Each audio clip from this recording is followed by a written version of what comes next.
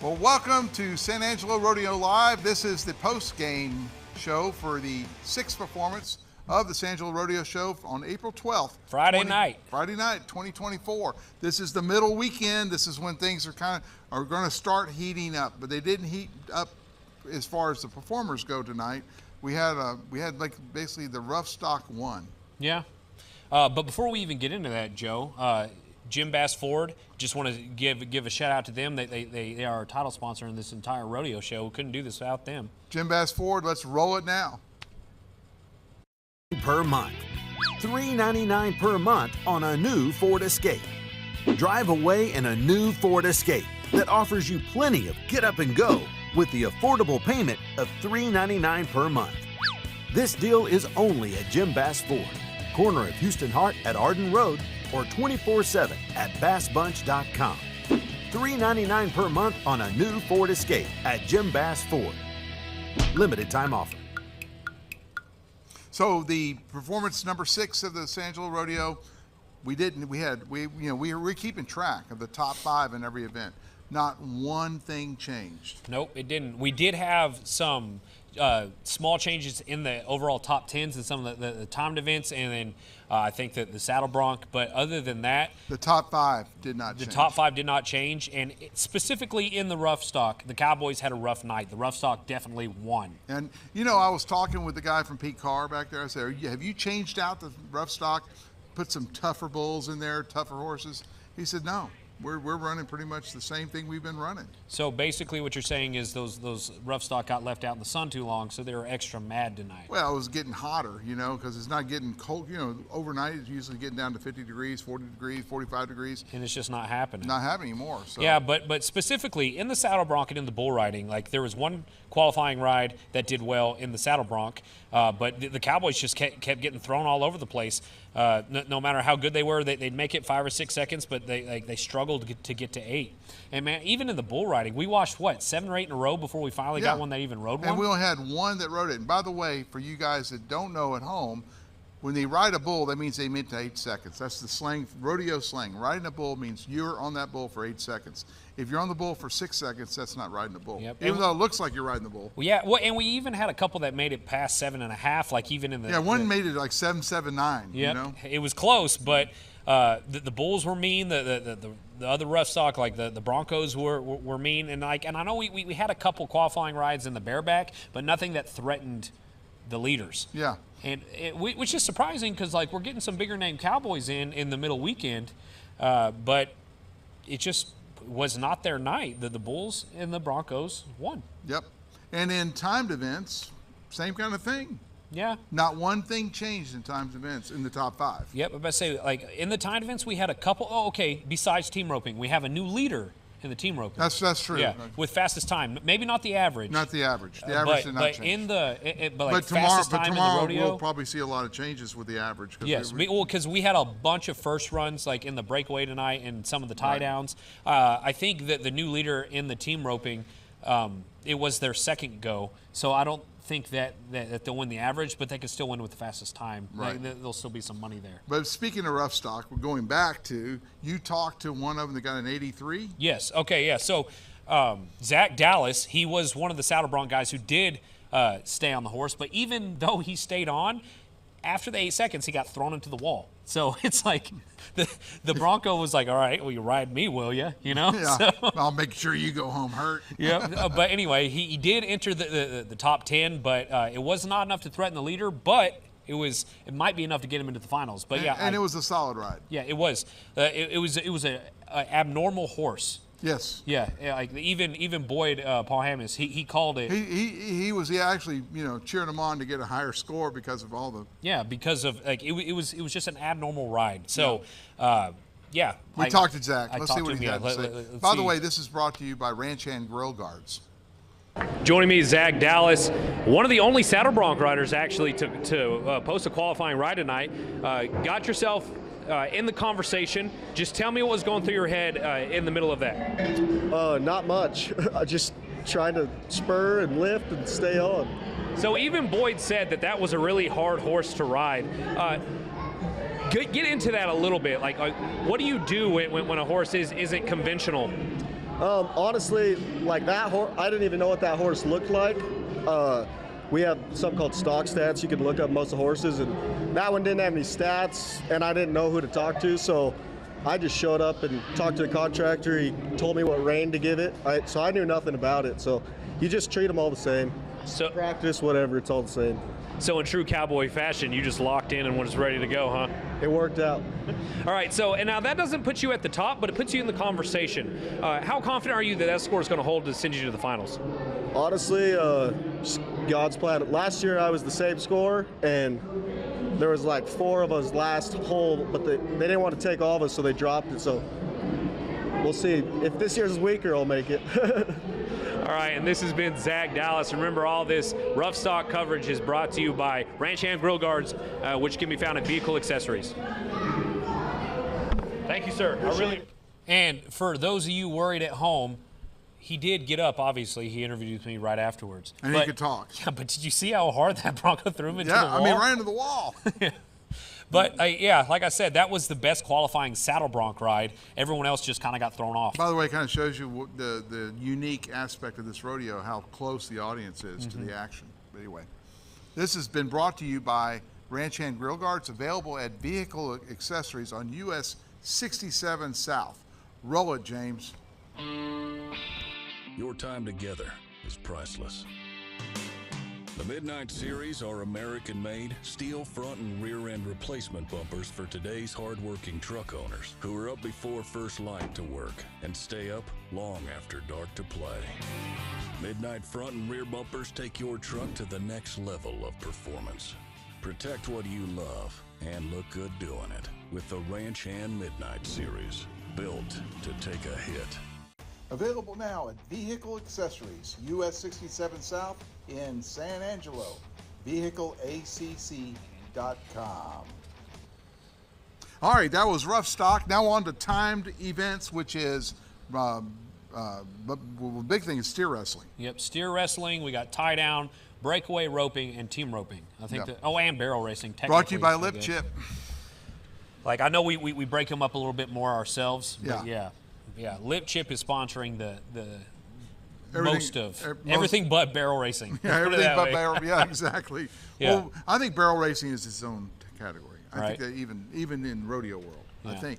But like we said, on to the timed events, we did have a couple good runs in the steer wrestling today. We had under 4 seconds, a couple cowboys. One specifically was from West Texas, Stephenville.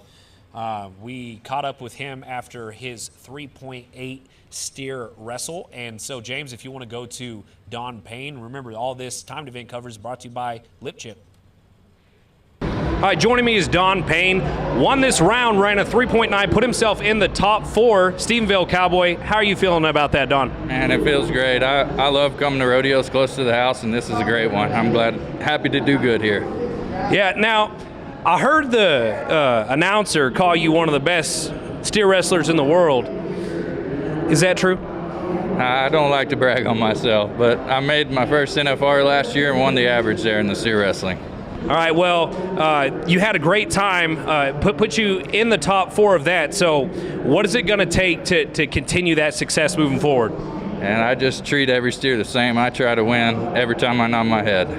And finally, this will be the last question here from me. It looked like you really shot out of there on your horse and really got a jump on the steer. Is that the trick to getting a fast time? Because we saw you tackle him, but is it all about the start? It all starts with the start. If you don't get a good start, you're probably not going to get a good time.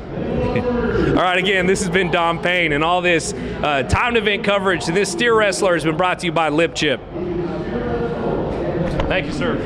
Audio, there we got audio. Hey, that was, I guess pretty good.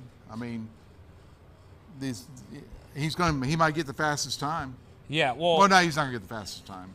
Yeah, I was about to say, like, I'm pretty sure he might get the 18th fastest time. I don't know. Yeah, but like I don't know. Like, he was a very humble guy, and like that was a really enjoyable interview. And like just seeing a guy like that when he has success, it's like it's fun, Yeah. Like, and the 3.8 seconds is still very impressive, and I think that moving forward, I'm not sure if that one was his first or second one, so he might have another run tomorrow. Yeah, for all I know. we'll check on that. Yeah. We'll check on him, Don Payne. Yeah, but again, he seemed like a real nice cowboy. Like when I asked to interview him, it was actually funny. He was like, "Do I have to?" And I was like, "I mean, no, man, you don't have to if you don't want to, but this just puts more exposure on you." So, like I said, it was a good interview, it was a good run, and we also had a good run team roping. Yeah, we did. I think it was the duo of Begay and Todd. We have new leaders of the fastest run. Now, I know for a fact, they didn't do well in their first one. This was their second one, so they're out of the average chase. But they can. I think that's how it works. Like you can still win some money if you have the fastest time in the rodeo, and they did. Like they had a 3.6. So like that was one of the huge highlights of the rodeo. The crowd went nuts because like it was like they were out. Rope, done, you know? And so, exactly. Yeah, it was crazy. But let's talk about Lip Chip for a second. Okay, Lip Chip, we got an ad for him. All right, so let's see that. Let's run it, James. This one goes out to the girls. Go show the world you can. Never let them hold you back just because you are a man. This one goes out to those underdogs who aren't afraid to bite. Change your game, break the chain. Get off that porch and fight. Today's your day in the sun. You're rolling like a young gun. Now it's your time to ride. Let your dark horse run. Let your dark horse run. Lip Chip that brought breakaway roping for the girls back into, or not back, into this rodeo. This is a new event this year. And breakaway roping, it's like these girls got to get like under 2 seconds now to, you know. Yeah, I think there's a tie for first at 2.1, right? Yeah. Yeah, and as we said in the pre-show, Timber Allenbrand is one of them. That's one of the girls that we interviewed. And she's also barrel racing. Yep, and she's also in the top 5. So go back and look at the pre-show to Yeah. the show. We talked to Timber. Yeah, but we also had a couple good runs in the breakaway today, or the goes, I guess, you know. Right. And one of those ladies, I think she got a 2.7 or 2.8, something like that. It wasn't enough to be. It was 2.7. Yeah, in the top 5, but it was good enough to be in the top 10. And I do think this was her first go, so she is definitely still in the hunt to win some money in the average as well. And this young lady, his name is Ricky Fanning, and she was nice enough to talk with me right after she went. She was still a bit out of breath, but yeah. James, Was her horse out of breath? Probably. He's the one who had to run, right? How do you know it's a he? I assumed. I'm sorry. But anyway, let's go ahead and go Run to it, James, before I get in trouble. Yeah, let's go ahead. I'm here with Ricky Fanning. Just finished the breakaway roping with the 2.7. Ricky, how did you feel during your run? I mean, it's always good to get the first one knocked out. Coming to these buildings, they're so loud, a lot of energy, a lot of nerves going through. Big thing is just try to take a breath, and I mean, it was good. I can't complain. And so the leaders right now are sitting at a 2.1. In your experience, is that fast for a rodeo? Yeah, I mean, any lower 2s, high 1s, those are all really fast, especially with a setup like this. It's good to see those times. And when you see this, like you just finished your first run, you still got another one coming. Like, what do you feel like you have to take chances, like you have to throw the lasso faster? Absolutely. I mean, there's so many good girls out there competing. You got to take your chances. I mean, you got to take your best shot, try to hit the barrier every time, and throw as fast as you can, but a good shot too. And with these averages, getting 2, it's always good to get the first one knocked down, and then the next one you can kind of play a little different. And this will be the last one here for me, but like, of course, it's the San Angelo Rodeo, and this is the first year that we've had breakaway roping in the actual rodeo. What does that mean to you as a cowgirl in such a historic rodeo that's getting you cowgirls more involved? I mean, it's awesome. I can't thank them enough for having us, being this first year and even adding money. And it's, I mean, they took it on at full force, and we're here, and we're so grateful for it. Well, congratulations on your run. And again, this has been Ricky Fanning, South Dakota cowgirl, hit a 2.7 in her first run tonight. We will see you again in this rodeo. And remember, all these times events are brought to you by Lip Chip. I got 2 takeaways from that. The first is that she basically backs up everything we've been saying about taking chances to get that better time. Yeah, and that's specifically why I asked that question, because I want to know what the cowboys and cowgirls thought about that. So, Right. hey, when you're right, you're right. And the other thing, Even a football guy and a band guy can be right about the rodeo every once in a And while. you right? always have to say the band guy. Anyway, the other thing is, when do you know when to let go of that rope? I've asked a lot of people, they haven't given me a definitive answer. I don't know. If I were trying to learn how to do it, I wouldn't know when to let go of the rope. I guess that's a question I could ask in the future. Yeah, how do you know when to let go of the rope? Because it looks like it's a failed tie-down run. You know, Right. when you look at it. Or almost like a half. Yeah. Yeah. Well, you know, they just didn't finish. Yeah. Well, Right. hey, but now that the Breakaway's at the San Angelo Rodeo, we're going to learn more and more about it. Like, Yep. we're all very educated on tie-down. Right. And I guess we just have to watch more of it. In case you didn't watch the pre-show and you want to catch up to where we are at Performance 6, we have the scores. Yep. Actually, they call them in the rodeo world, these are the standings. Standings. The standings. Now, one important thing about the standings, if you're looking at it, when it says average, it really means the sum of. Right? Yeah, well, yeah, because it's not an actual average. It's like an addition. They're adding the two runs together. But here we go. Bareback riding, Performance 6. All right, so in the bareback, nothing changed. We still have Cooper Cook leading with an 8.5, R.C. Landingham with an 87, Ethan Mazarenko with an 86. In the steer wrestling, Matt Reeves leads the average, which is the addition of the first two runs, with an 8.4. Cole Walker with an 8.7. Trevor Nelson's in third place with an 8.9, followed by Gavin Soleil. How do you even say that? Solulu. Solulu. I'll take your word for it. In the team roping, we still have the leader of Arviso and Gonzalez leading the average with an 8.7, followed by Shay Carroll and Jace Helton with 9.4. Cash Shooting and Rosh Ashford follow in third place with a 10.1. Saddle Bronc, nothing changed tonight either. We still have Sage Newman that we interviewed last night with an 87.5. Lefty Coleman, which is week in one, with an 87. And Court Shear, which is also week in one, with an 86.5 in third place. In the tie-down roping, Marty Yates leads the average with 15.5, Cash Cooper with a 16.3, and Ryan Jarrett with a 16.4. We saw Ty Harris go tonight. His first run did not go well, but he has another go tomorrow. In the breakaway roping, Allie Master still leads the average with a 4.4. There's Timber Allenbrand with 4.7, Brooke Eddy with a 4.0, followed by Haley Mason and Angie Green. And then in the barrel racing, Donna K. Rule, like we had no changes in the barrel racing today either. Donna K. Rule still leads with a 30.25. Ashley Castleberry with a 30.5. Abby Phillips with a 30.56. Those two might be out of order there. I don't know.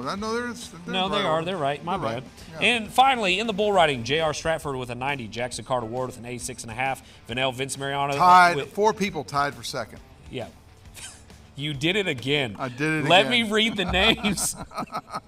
Because they're tied, I need to read tied, all of them. Yes, but someone's going to get in there and they're going to get that 87 and knock one of them off. Then someone will get another 87.5 and knock more off. Sometimes I feel like a parent out here. Okay.